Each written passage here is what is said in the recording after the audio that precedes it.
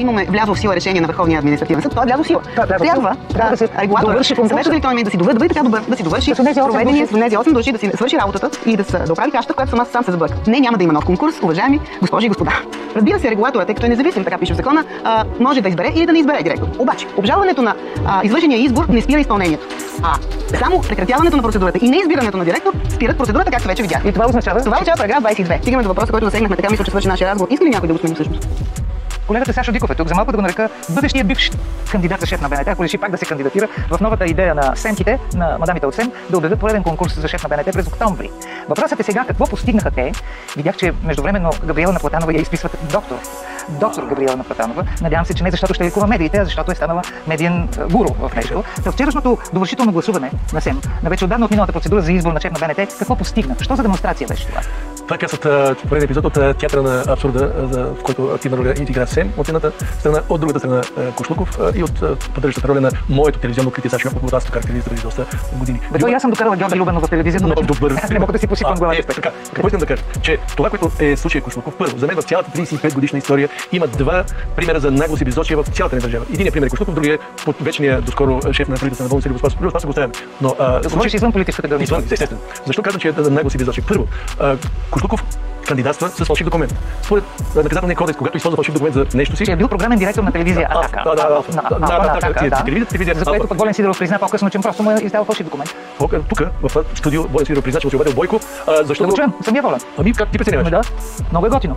И в един момент Борисов ми казва, че Делян искал Кошлуков да стане шеф на БНТ. И вика, Борисов ти казва? Да, така, аз му правя услуга. Ти не си го назначил и да почне работа, той е дошъл при теб вече на края, след като е минал край на периода. Да, помоли се и каза, че Бойко иска така, а Бойко ми каза, Делян иска така. Признавам, че направи услуга. Бойко ме помоли и каза, Делян моли за това. Цитираме те като един истински класик. Така, и да ти кажа, относно този договор. Първо, Кошлуков идва тук при нашите шефове, за да иска този документ. С задна дата за 6 месеца не му стига управленски стаж. Нашите шефове ми казват, няма как ти дадем такъв документ, защото е незаконно. Той отива при Волен Сидеров, междувременно видяхме Бойко Дилян така и му издават такъв документ. Две са нещата, които говорят, че документът е фалшив. Първо, както ви казах, че идването му тук в Евроком. Второ, документът според тогавашния 22 година шеф на парламентарната комисия за култура, който е изискал документа от НАП и има го на видео, Тошко Йорданов, шеф на комисията, казва, документът в НАП е представен на 23.6.2017 година, когато завършва договора. По закон, както всички хора, които малко следят тази материя, знаят, че един трудов договор се представя в рамките на 3 дни. А началото на договора му е 3 януари. Само че той няма как на 3 януари да е изключен договор, защото е изключен с задна дата. Фалшименто доказано. След което започва досъдебно производство и черешката на тортата. Прокурор от Красната прокуратура Иван Иванов започва разследването. Само че виждате ли, не разпитва нито Волен Сидеров, който е бил нередовно призван, нито Кошлуков.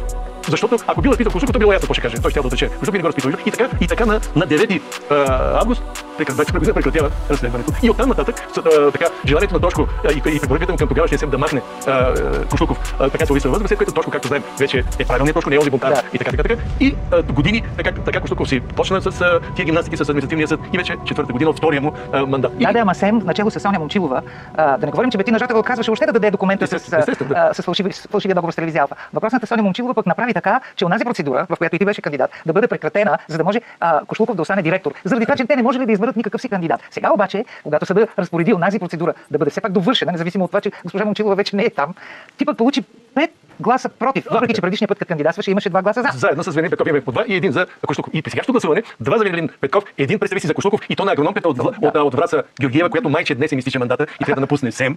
Ти представи си какъв човек, агрономката от Враца е избор на Гербаджийска.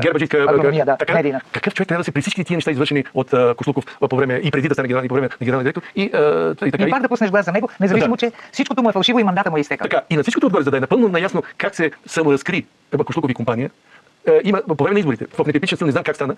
БНТ излъчи 2-3 страхотни репортажи за далаверите около изборите. Третия беше особено показателен, когато по всички правила на занаята посветил нас излъчва как общини, чието кметове са минали към Делян Пеевски, са да, беше много ярък. Ще покани колежката даже. Така, и какво стана? След което вместо да бъде похвален шеф на новите Чипев, си подава оставката. И никой след това не разбра. Така, а след което Кошлуков отново показа среден пръст, както преди от студиото, сега показа пак среден пръст, преносен смисъл, защото те го питат, защо ключовата фигура шеф на инициатива, няма да кажа, не коментирам. Същия Чипев, когато говорих малко след като напусна, той пишата генерална директорка на БНТ, Вяранко, която е наключил по-сега в нова, той отиде при нея в нова телевизия, но каза, не искам да коментирам, викаме, човече коментира не заради. Омерта се нарича това. Моята информация е, че след като излъчват този репортаж за Пеевски общините, вика го Кошлуков Чипев и му каза, Чипев, нали се разбрахме по-тихо, по-кротко, защо ме вкарваш в такива неща, на които Чипев прави му чест. подава се оставка да си тръгва. Добре, но сегашната роля на СЕМ, в сегашния му състав, извън Соня Момчилова, но пък с доктор Габриела Наплатанова, всъщност потвърждават продължаващото директорстване на въпросния Кошлуков. Аз не мога да промея, примерно, една Габриела Наплатанова. Какъв ти е проблема, след като добре познаваш бившия ти шеф Милен Петков? Какъв ти е проблема, като трети клас да гласуваш за него и още утре и вече да беше станал Милен Петков шеф на телевизия? На БНТ. И ми е много интересно какъв октомври месец, какъв генерален директор търсят. Това е също както ще търси фигурата на десните за президент. За няколко месеца това от някъде ще го направят от глина, гипс, мрамор или какво да ще го изрисуват, какво е някакъв гемиоли, какво да. Това са хората. Това са хората, които има. Те са ясни кой какво разбира, кой каква биография има и така нататък. Сега преди малко говоря с една от комисарките на СЕМ, викам бе, ама тя вика, те са вече не са такива правилни концепциите. Викам, кога има значение концепция? Какви концепции? Ама тя коя е комисарката? Една от концепциите да няма значение. А те остарели вече концепции. Да, само Кошлуков е безсмъртен. И неговата концепция. Защото това, според мен, показва доколко е загнила, колкото и тъпо да звучи държавата. От едната страна, прокуратура и съд, онзи съд, административният съд, действа правилната посока, прокуратурата прекратява, със сметка на това пък административът не прекратява, а 3 години влачи едно нещо, нашия човек да си остане на власт. Очевадни престъпления, които остават без наказание. Ето контрапункт на това, което сме свидетели от другата страна, светкаващо се задействаме, когато трябва за Котев, Имаш ли обяснение защо Кошлуков се оказа най-порочният избор между всички генерални директори, които винаги са били избирани по политически причини? Както беше казал на времето Асен Агов, телевизията, националната, обществената, върви след победителите. Какво прави толкова незаменим господин Кошлуков?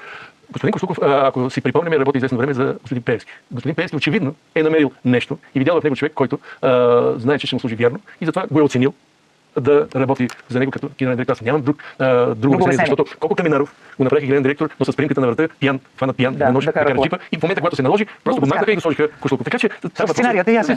Въпросът е от това защо при очевидни нарушения, примерно на програмния лиценз на БНТ, с последното предложение на господин Кошлуков пред медийната комисията по култура и медии в Народното събрание, да бъде съкратен, да бъде разкаран канал 4 на Българска национална телевизия и два от другите канали да бъдат махнати от цифровото разпространение, което ги прави негледаеми. Тоест това е абсолютно кастриране на националната медия при 100 милионен бюджет. Това е просто уникално желание за закононарушение. Аз това, което не мога да. И Тошко Йорданов го аплодира, извинявай.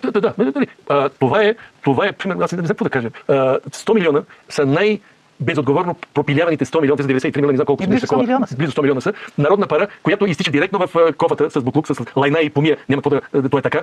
И без никой да търси отговор. Защото изключително огромен процент от продукцията на БНТ е негледаема и не се гледа. Никой не иска да гледа тъпите бездарно направени предавания. Има малки островчета някакви останали, които се предизвикат някакъв интерес. Но всичко това се търпи, никой не му дреме. Кошлуков има много увеличение на заплатите, той е много добър генерален директор. И така, верно е, че ще остане в историята, като за първ път БНТ не отрази официалното посещение на българския министър-председател в чужбина, но какво да направим? Карайте. Защо българският министър-председател казва карай? Това просто е уникално. Именно. Това ти казвам, че. Или че вече толкова е безполова БНТ, че никой не обръща никакво внимание.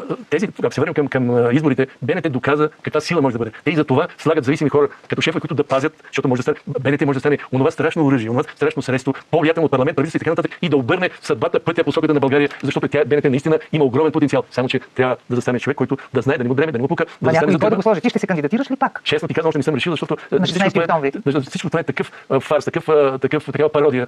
Аз викам днес на тази комисарката. Вика, вие не гледате ли колко станате за смях? Станате жалки. Вие участвате в някакъв фарс, който не си наистина давате. Чувството за срам ги е напуснало да ти кажа, Сашо, защото 7000 лева е заплатата на една комисарка, както казваш ти. Това е просто уникален харч, безсмислен, синекура, както се казва. И затова няма съвест, дори от такива, които казват, че са най-праведните, най-демократичните, най-ергономичните, екологичните и така нататък. Но завъртаме ли се в този невъзможен, в омагьосания кръг на един абсолютно невъзможен избор за генерален директор? Страхувам се, че Кошлуков ще бъде той ще бие и Бойко Борисов по стаж в управление. Аз няма изобщо да се очудя, ако октомври месец той пак си спечели нов мандат, защото той факт има само един мандат. Останалите 3 години, 4 години те са извън. Няма нищо. Едно от най-отвратителните неща в държавата е, че аз не виждам орган, организация или институция, на която да й дреме. Не им дреме от нищо. Ама обществено мнение. Ама това сега нещо тук покрай Коцев, гледам, че като че ли нещо се събужда обществото, хиляди се събират по площадите, дано да продължи. Сега как ще канализираме, къде ще избие, не мога да ти кажа. Но ти ми кажи, ето го човека със средния пръст от студиото. Къде са така наречени храбърци? Къде са така наречени хора за новия морал през всички тия години? Какво те би трябвало да изрият, не знам какво да изрият, за да се махне Кошлуков, защото наистина Кошлуков е символична фигура. Естествено, символна фигура на срам, на позор, на беззаконие, на престъпност. Той е един от тестовете. Но съжалявам, тук няма лична нападка, защото неговата личност дълбоко не ме интересува. Интересуваме обаче как подобно нещо продължава да се търпи. Именно това ме отвращава най-много. Как толкова години, 6-та, 7-та, се търпи човек очевидно извършил престъпление. Очевидно не заслужаваш не само заради това престъпление. До 3 години затвори параграфа там. А на Семката изтича агрономката мандата. И тя ден преди да изтече мандата гласува за Кошлуков. Удивително. Затова ти казвам, че наистина картина някаква типична за цялата държава. Значи, нека да приключим така. Ти дали ще решиш да се кандидатираш за генерален директор, отново е въпрос на твоят избор. Въпросът е, че как както изглежда БНТ, така ще изглежда и обществото ни. Точка по Това, въпроса. което мога да ти кажа като заключение, две изречения. Ако аз стана шеф на БНТ, телевизията. БНТ само за 3 до 6 месеца ще бъде най-голямото оръжие, най-големият двигател за промяна на тая държава. И понеже на времето, когато Маковей се направи министър на правосъдието в Румъния, тогавашният министър-председател скоро на втория месец, когато е министър, и казал: Моника, ти готвиш, ти ще подгониш нашите. На което тя каза: няма наши, няма ваши. И понеже тия нашите Харварси знае, че няма наши, в случай няма да има наши ваши. Всичко под ножа. България ще бъде друга за по-малко от половин година. Сашо Диков, така започваме разговора, който предстои истинската промяна, която ще настъпи с промяна в БНТ. Продължаваме нататък.